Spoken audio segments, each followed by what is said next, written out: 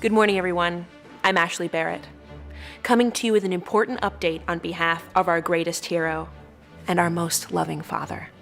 In the coming months, Homelander will stand trial for saving his son from a vicious, starlight-loving thug, an act of heroism, now somehow being branded a murder. Make no mistake, Vought and its shareholders stand fully behind Homelander, and this will in no way impact his status as Captain of the Seven. We have complete faith in the American legal system to get things right, like it always does. For now, keep him and Ryan in your thoughts and in your prayers, and be sure to post with #HomeFree so he can see your support.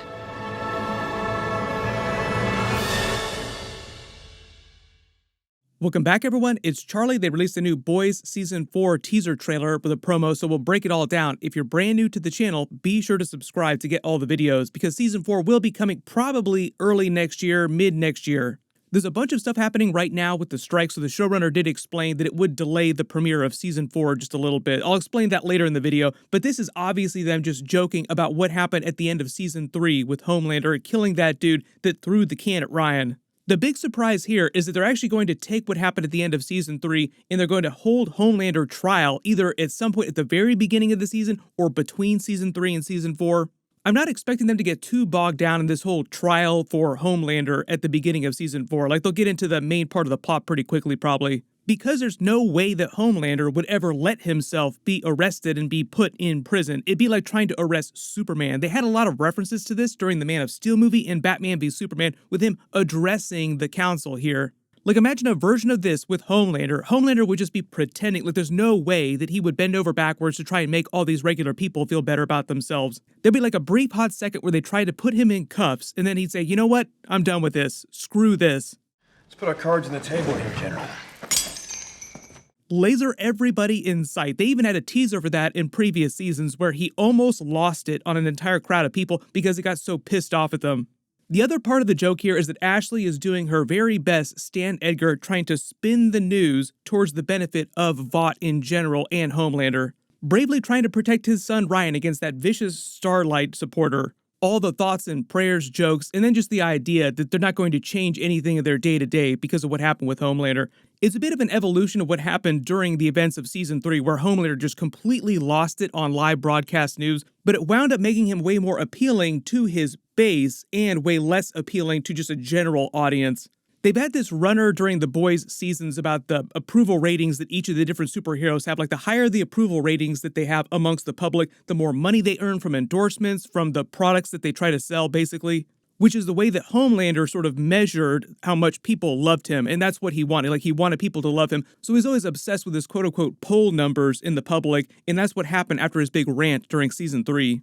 What did you just say to me? 21 points.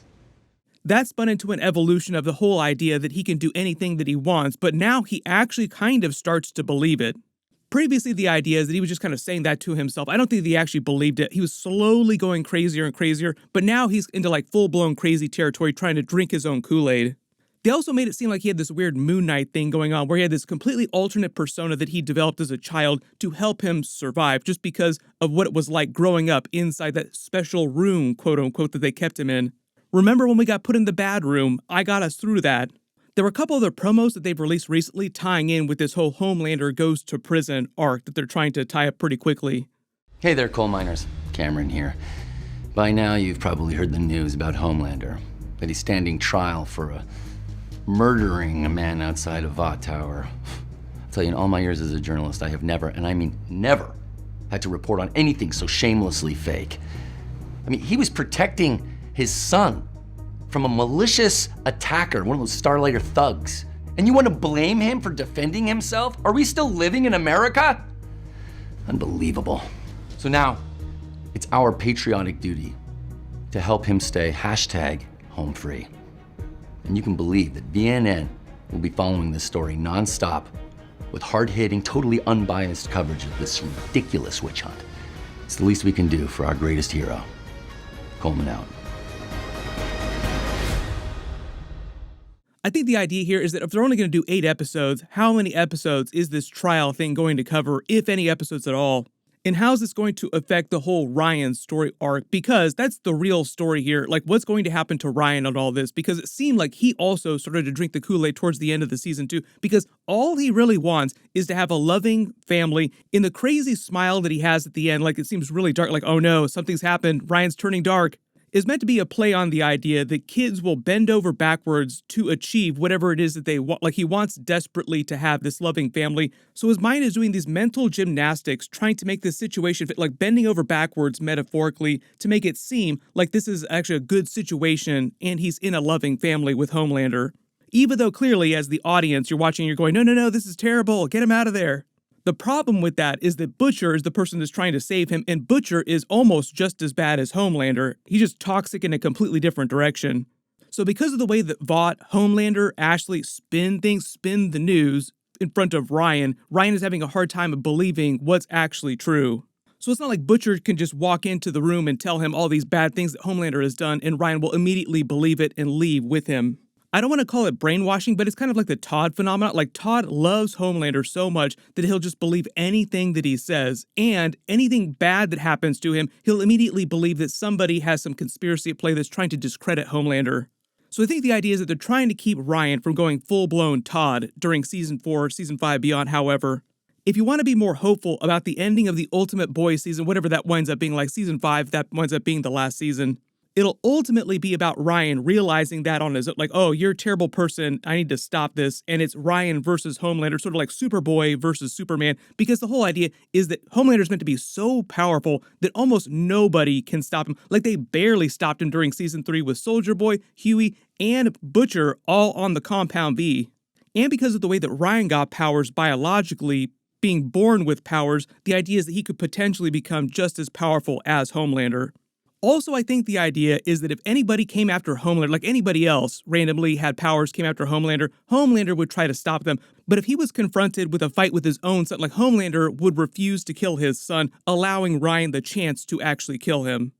There was a brief moment like that at the end of Season 3 with Soldier Boy, like when Soldier Boy realized that Homelander was actually his son. Like he stopped for a second, like, okay, let's actually try to be a family together briefly, until he obviously went in a completely different direction. The minute he threatened the thing that Homelander wanted most, to be a family, that's when Homelander turned against him.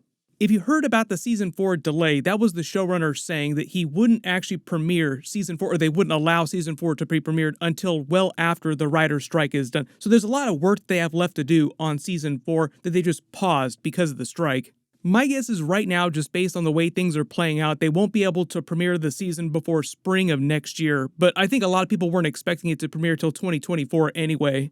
They confirmed that Jeffrey Dean Morgan is going to be playing a new character, so they're just slowly accumulating more and more supernatural cameos. Well, and they're questions I think that we're asking now in real life. I think The Boys in particular does a really great job of kind of paralleling what's going on in the world. This episode, they talk about everyone having cameras. Now all they have to do is get Jared Padalecki to cameo during Season 5. You can let me know in the comments who you would want him to cameo as. Most of the characters that they're introducing on the show in successive seasons are still people from the comics, but there aren't that many comics, so some of the characters they just create on the fly. The other big narrative that's going to be happening in Season 4 is the whole battle over the White House, like who is going to control the White House, because even though it seems like there are a couple different forces on the show that are trying to control the White House, ultimately it's really just about Vought trying to control the White House. If you think about it this way, the whole idea is that Victoria Newman wants to win the vice presidency on Robert Singer's ticket. She was vying for all this power, making all these deals, backstabbing people, betraying people. She betrayed Stan Edgar. She threatened to kill Starlight if she didn't help her toe the party line and help her win more political power. And even though it seems like she hates Homelander and hates Vought, like everything that Vought is doing, the whole idea is that Stan Edgar's long-term plan was to control the White House, and he was grooming her to be able to eventually do that. The whole idea is that he was behind everything Victoria Newman was doing the whole time, and even when she betrayed him, he seemed bemused by it, like, aha, the student has finally become the master. She's done exactly what I trained her to do. So it still seems like even now, Victoria Newman is still doing what Stan Edgar wanted her to do, fulfilling his dream of controlling the White House. If you remember way back in Season 2, they sort of teased this with Robert Singer's character when he was talking to him about literally telling the president what he was supposed to be doing. Like, wait a minute, you want to control the White House? Yes, absolutely, I want to control the White House.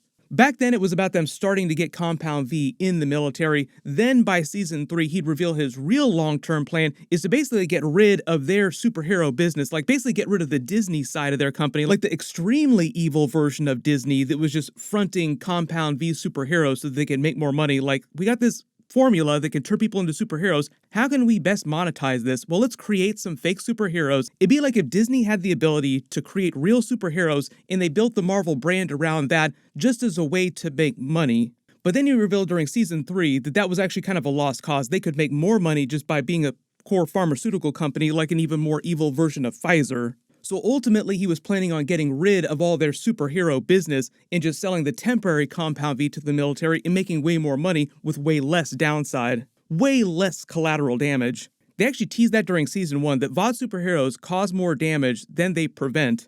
And one of the other biggest cliffhangers that they didn't address at the end of the season was what's going to happen to Butcher, because it sounds like he only has a couple months to live.